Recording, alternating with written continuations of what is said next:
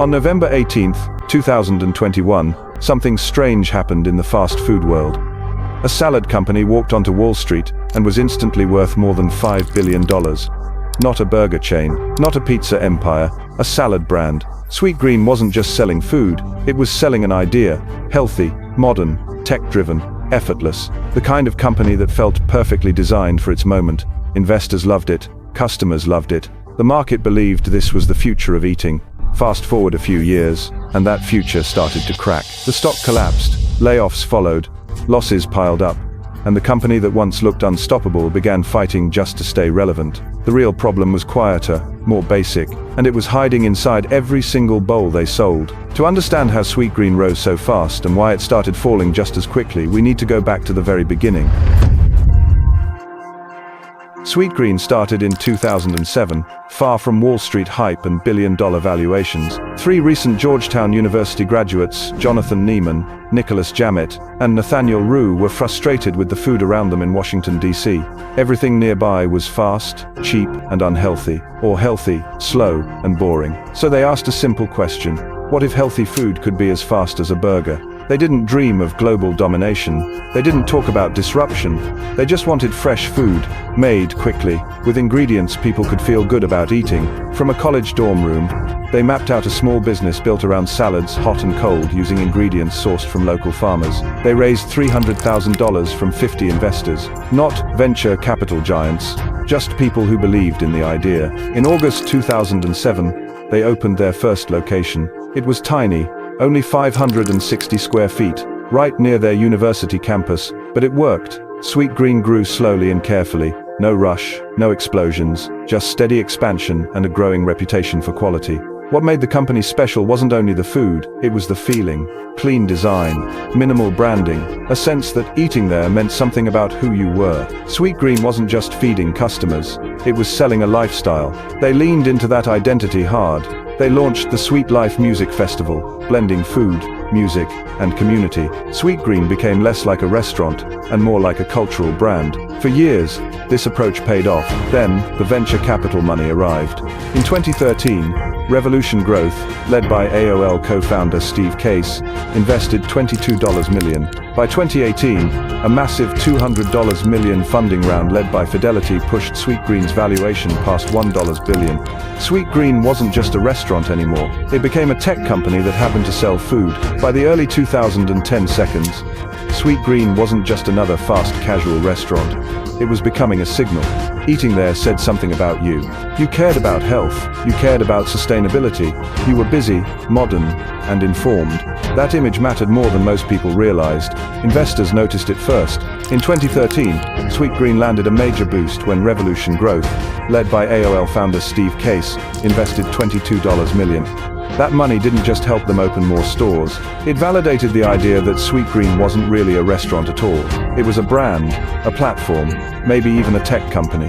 By 2018, that belief exploded. A $200 million funding round led by Fidelity pushed Sweetgreen's valuation past $1 billion, official unicorn status. At this point, the story was irresistible. Here was a company selling healthy food in a country struggling with obesity. Here was a brand that cared about local farmers and the environment. Here was a business built for millennials, powered by apps, data, and delivery. Sweetgreen leaned fully into that identity. They invested heavily in digital ordering, long before it became standard. Customers could order ahead, customize everything, and skip the line entirely. It worked. By 2020, more than half of Sweetgreen's revenue came through its own app. That stat alone made investors excited. This wasn't just lunch, this was recurring behavior, data-rich, predictable, scalable. By the time the pandemic hit, Sweetgreen had over 140 locations and a loyal base of urban white-collar workers. When offices shut down, delivery helped cushion the blow.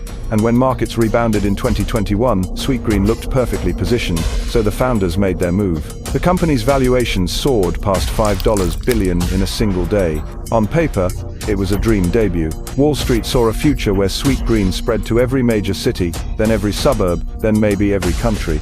A global health-focused giant, powered by software, culture, and automation. But beneath the celebration, a quiet problem was already forming. By the time Sweetgreen rang the opening bell on Wall Street, the story felt complete. Healthy food, smart tech, loyal customers. a brand people love to be seen with. The stock surge on day one seemed to confirm it.